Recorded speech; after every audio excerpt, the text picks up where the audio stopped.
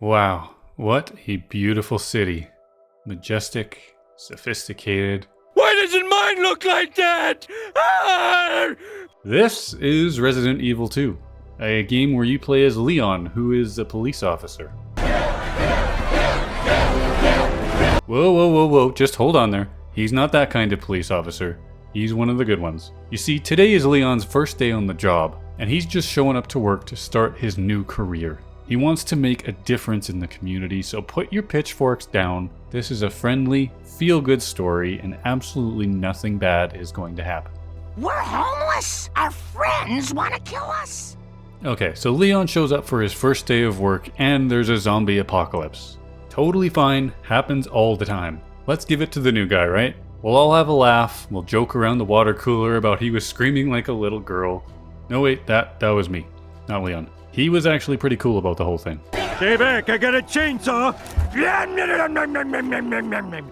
If you want to see me soil myself, my whole playthrough is over on Green Bananas Gaming 2. Check that out, but watch to the end of this video first, it's important. Okay, so this is the first Resident Evil game I've ever played. My first impressions of this game were actually not of the game, but of the game's construction. I always thought of Resident Evil games as sort of AA titles that were simple and a little bit half-baked, like a lot of other survival horror games are. But that is simply not the case here. Right from the opening scenes, I was shocked at the level of fidelity and detail in the assets and the environments. Now, that might be because I came into this after playing a PS2 game, but I think it's still pretty good. The other thing that struck me was its build quality. I don't know what else to call it. The thing, it just felt rock solid. There's no jank whatsoever in the controls, and it will basically run on a potato. The PC I used for this playthrough has a GTX 1060 3GB graphics card. If you're not a tech whiz, basically that's a budget card from 7 years ago. So it's not powerful, and I was still able to run this game at 1080p, 120 FPS on medium settings. Whatever Capcom's secret sauce is, it's working really well. You like it in juice, eh? Oh yeah, I like it a juice. I also don't think we encountered a single bug in our playthrough, at least none that are worth mentioning here, which is quite refreshing. Juice is good, very good. So good. Okay, so it's built like a Russian tank, but is the game any good? Here's where I might offend some people. Are you sitting down? Okay. The game is okay. I know Resident Evil 2 is a classic and the remake is widely considered to be very good, but nostalgia can only get you so far. While the controls are very snappy and everything looks great, the other aspects of the game fell a little bit flat for me. Let's look at the story for starters. There are only a few other characters in this story. There's Claire, which kind of brings you in the beginning. There's another police officer you meet, and then there's a random FBI lady that inexplicably runs circles around you. I want to make babies with her. Overall, your interaction with them is pretty limited, and there really isn't enough time to build an attachment to any of the characters. They're mostly just there to serve as chaperones that kind of take you between different areas of the map and progress what little story there is. Welcome to Shawshank.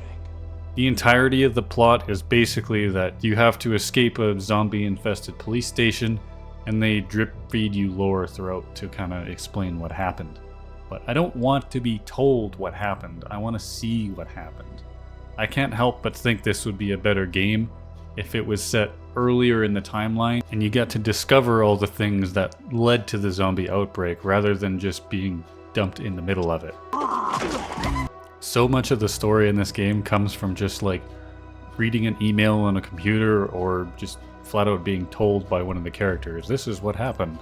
And it's not a good presentation of it. I think that could have been done much better. So the story is thin, but it's not necessarily the end of it. There are some gameplay aspects that I actually like. The map design is very well thought out and it's constantly changing as you progress through the game. There's a good variety of items to collect and doors to unlock. I never felt like it was overwhelming, but I also never got bored with any one particular thing. They hit a nice balance of exploration and problem solving without overstaying their welcome. The sketch is too long, huh? There's one fun little gimmick that I really like that keeps you on your toes. About halfway through the game where you're kind of getting familiar with the police station, just when you think you got it all figured out, Mr. X appears on the map. He's a sort of mutant guy who's unkillable, and he just kind of wanders around, and if he catches you, you're dead. I ended the sketch for you. He's not super hard to get away from, but just that constant fear that maybe he's right around the corner really ups the ante and makes things pretty intense at times. Now, combat is where I got a little bit frustrated. As I said before, you can't kill Mr. X, but there are other zombies that you can. There's only 4 weapons to choose from. There's a pistol, shotgun, revolver, and a flamethrower. And I'm not gonna lie, the flamethrower can be pretty cool, but none of the weapons really give you that feeling of being an unstoppable force. What they need to mimic a fraction of our power. There's a few upgrades that you can collect along the way, but I didn't really find that they made a lot of difference to my strength. There's no levels or health bars, so there's really no sense of stats progression even with the upgrades. In a zombie apocalypse game, I want one of 2 things.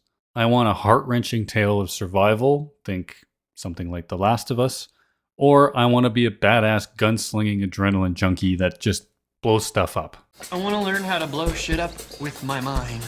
Resident Evil 2 falls somewhere in the middle, and it ends up being a little bit forgettable. I never played the original, so nostalgia can't really save this one for me.